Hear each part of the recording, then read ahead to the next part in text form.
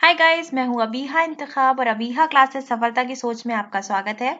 तो आज हम पढ़ने वाले हैं प्रवास। ठीक है, प्रवास के बारे में यहाँ पे हम डिटेल में जानेंगे कि माइग्रेशन होता क्या है, इसके क्या क्या कारण हो सकते हैं, कितने प्रकार हो सकते हैं। तो इन सब पे हम यहाँ डिटेल में बात करेंगे। देखिए, अगर आप भूगोल, अर्थशास्त्र और सोशियोलॉजी के स्टूडेंट हैं तो ये टॉपिक आपके लिए बहुत ज्यादा इंपॉर्टेंट है। माइग्रेशन के बारे में आपको जानना चाहिए कि माइग्रेशन होता क्या है, इसके क्या कारण हो सकते हैं। तो इस वीडियो में हम डिटेल में बात करेंगे माइग्रेशन यानी कि प्रवास के बारे में। तो वीडियो में लास्ट तक बने रहिएगा और अगर आप नए हैं चैनल पे तो चैनल को जरूर सब्सक्राइब कर लीजिएगा, क्योंकि यहाँ पर आपको इतिहास, भूगोल और अर्थशास्त्र के बहुत ही इंपॉर्टेंट टॉपिक्स जो हैं, जो बार बार सरकारी एग्जाम्स में आते हैं, अगर आप किसी भी ग्रेजुएशन लेवल्स पे हैं या पोस्ट ग्रेजुएशन लेवल पे हैं तो उसमें जो भी टॉपिक्स पूछे जाते हैं यहाँ पे हम सारे के सारे कवर करवाते हैं। और सबसे इंपॉर्टेंट चीज, यहाँ पे आपको फ्री पीडीएफ मिल रहा है। फ्री पीडीएफ का लिंक डिस्क्रिप्शन में दे दिया जाता है, जहां से आप free of cost PDF download कर सकते हैं।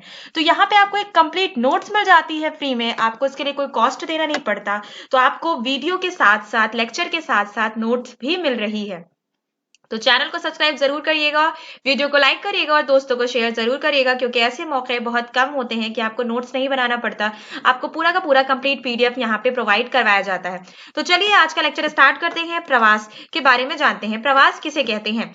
व्यक्तियों के एक स्थान से दूसरे स्थान में जाकर बसने की क्रिया को प्रवास कहते हैं, माइग्रेशन कहते हैं। देखिए, एक व्यक्ति कोई एक स्थान को जब छोड़ता है और एक दूसरे स्थान पे यानी कि बी प्लेस पे जाके जब बसना शुरू करता है तो कुछ ना कुछ कारक होंगे, कुछ ना कुछ कारण होंगे, इस कारण वो एक स्थान को छोड़ता है और दूसरे की तरफ आकर्षित होता है और वो बसता है। इन पे सारे चीजों पे हम बात करेंगे, लेकिन इस प्रक्रिया को क्या कहते हैं कि जब वो एक स्थान से दूसरे स्थान पे जाता है, वहां बसता है, तो इस प्रक्रिया को कहते हैं माइग्रेशन यानी कि प्रवास। तो प्रवास पे हम यहाँ डिटेल में बात करेंगे, प्रवास होता क्या है, इसके क्या क्या कारक है, जैसे कि मैंने पहले ही आपको बता दिया। तो चलिए देखते हैं कि इसमें प्रक्रिया होती क्या है कि एक स्थान से दूसरे स्थान पर बसने की प्रक्रिया ही प्रवास कहलाती है। एक स्थान को जब इंसान छोड़ देता है और दूसरे स्थान पर बसने चला जाता है तो ये क्रिया प्रवास होती है, माइग्रेशन होता है। जैसे कि इस चित्र में आप देख रहे होंगे, कुछ लोग सामान लेकर एक दूसरे स्थान की तरफ पलायन कर रहे हैं, जा रहे हैं, यही प्रवास कहलाता है। देखिए, एक स्थान को जब कोई व्यक्ति छोड़ता है तो उसके प्रति क्या होता है? प्रति आकर्षण होता है, और जब एक स्थान की तरफ जाता है उसके प्रति आकर्षण होता है। देखिए, प्रति आकर्षण कई प्रकार के हो सकते हैं कि वहां की भूमि उपजाऊ नहीं है, वहां पे रोजगार के कोई साधन नहीं है, और आकर्षण भी के भी बहुत से कारण हो सकते हैं कि वहां पे शिक्षा के नवीनतम साधन हो, वहां पे बहुत ज्यादा नई नई, जैसे आप बोल सकते हैं कि सुविधाएं उपलब्ध कराई जाती हो, और साथ ही साथ वहां पे उपजाऊ भूमि हो, उद्योग के नए नए साधन हो, रोजगार के नए नए साधन उपलब्ध कराए जाते हैं। चलिए अब आगे बात करते हैं, इसके कई प्रकार हो सकते हैं। ठीक है, स्थायी प्रवास, अस्थायी प्रवास, दैनिक प्रवास और ऋतु प्रवास, इनमें हम डिटेल में बात करते हैं। चलिए, स्थायी प्रवास क्या होता है, इस पे बात करते हैं। स्थायी प्रवास में आए हुए व्यक्ति बसावट करने के बाद वापस अपने मूल स्थान नहीं जाते। जैसे कि एग्जांपल हम देख सकते हैं कि कोई व्यक्ति जब गांव से शहर की तरफ आता है तो उसको अगर यहाँ पे जॉब मिल गई, नौकरी लग गई, तो सब कुछ अपना यहाँ घर वर बसा के यहीं रहना शुरू कर देता है और अपना जो मूल स्थान है यानी बी प्लेस यानी ए प्लेस जो उसका था, ए प्लेस में जाना पसंद नहीं करता और बी प्लेस में ही अपना घर बना के रहने लगता है। ए प्लेस उसका मूल स्थान है जहां से वो आता है, बी प्लेस वो स्थान जहां पे वो जॉब करता है और बस जाता है स्थायी रूप से और वापस अपने मूल स्थान पे नहीं जाता, ये स्थायी प्रवास कहलाता है। इसका सबसे सुंदर एवं सरल उदाहरण हम देखते हैं कि ग्रामीण जनसंख्या का अपने गांव से रोजगार की तलाश में पलायन करके शहरों में आकर स्थायी रूप से बसना। ठीक है, अब हम बात करते हैं अस्थायी प्रवास। देखिए, इसके बिल्कुल विपरीत है। यहाँ पे हमें देखने को मिलता है कि लोग आते हैं, नौकरी करते हैं और वापस अपने मूल स्थान की तरफ वापस चले जाते हैं। यह अस्थायी प्रवास होता है, कुछ समय के लिए होता है, लेकिन लोग मूल स्थान को अपने भूलते नहीं है, वहां जाकर बसते हैं, रहते हैं। लेकिन स्थायी प्रवास में हमने क्या देखा कि लोग अपने मूल स्थान को भूल जाते हैं, वापस अपने उस स्थान पर नहीं जाते। तो यहाँ पे हम बात करते हैं अस्थायी प्रवास के अंतर्गत वे लोग आते हैं जो कुछ समय रोजगार, धंधा इत्यादि करके अपने मूल स्थान निवास को लौट जाते हैं।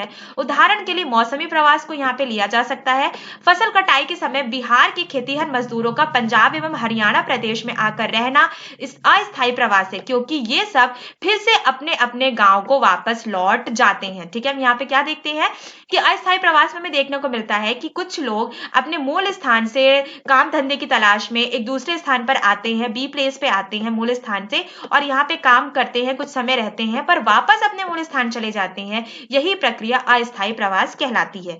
आगे हम बात करते हैं दैनिक प्रवास। जैसे नाम से ही समझ में आ रहा है, रोज किया जाने वाला माइग्रेशन, रोज किया जाने वाला प्रवास क्या कहलाता है? दैनिक प्रवास कहलाता है।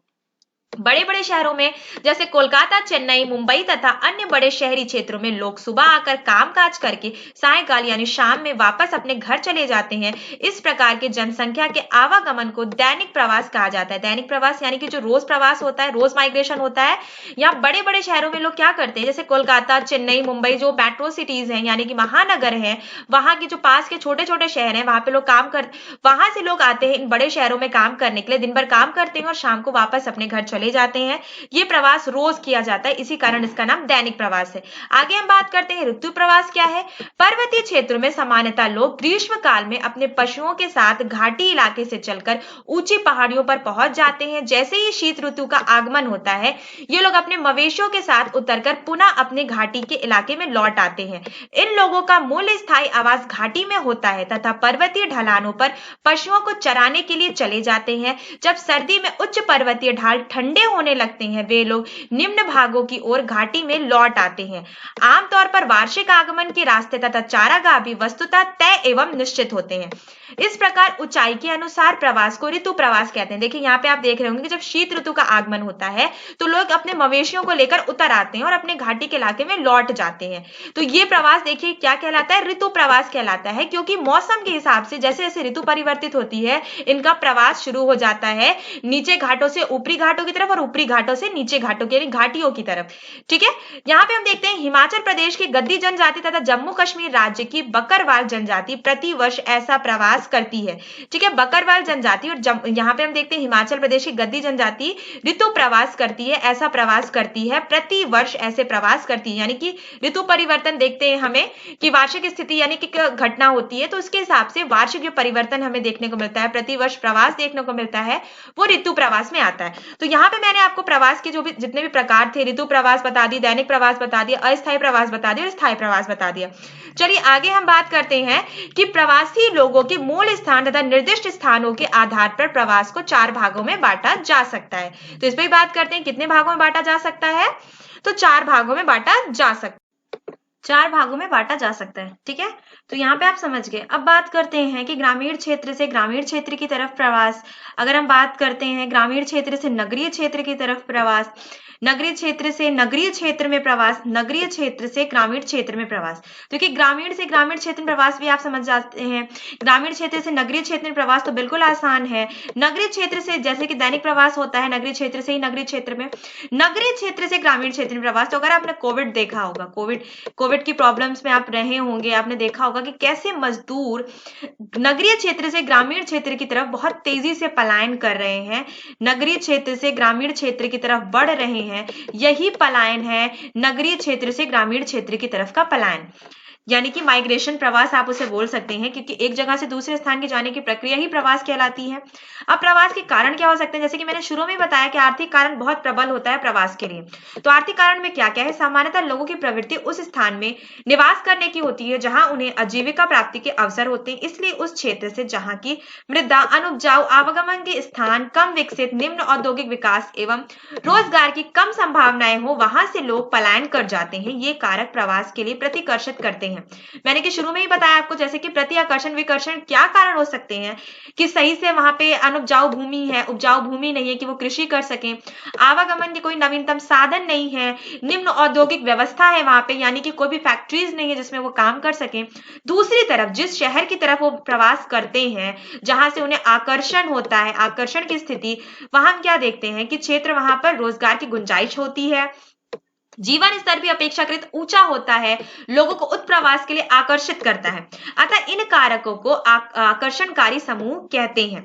नेक्स्ट पॉइंट पे बात करते हैं, इस प्रकार के वे सभी क्षेत्र जहां की मृदा उपजाऊ, खनिज संसाधन की उपलब्धता, आवागमन की सुख सुविधा, जो हमें सुविकसित साधन, संचार माध्यम का विकास, कारखानों एवं औद्योगिक इकाइयों का सुव्यवस्थित विकास एवं शहरीकरण हो, लोगों को बसने के लिए आकर्षित करते हैं। तो आप समझ गए कि और आर्थिक कारण में कौन कौन से कारण ऐसे हो सकते हैं है जो विकर्षण यानी प्रति आकर्षण पैदा करते हो और दूसरी तरफ से जो आकर्षण पैदा करते हो।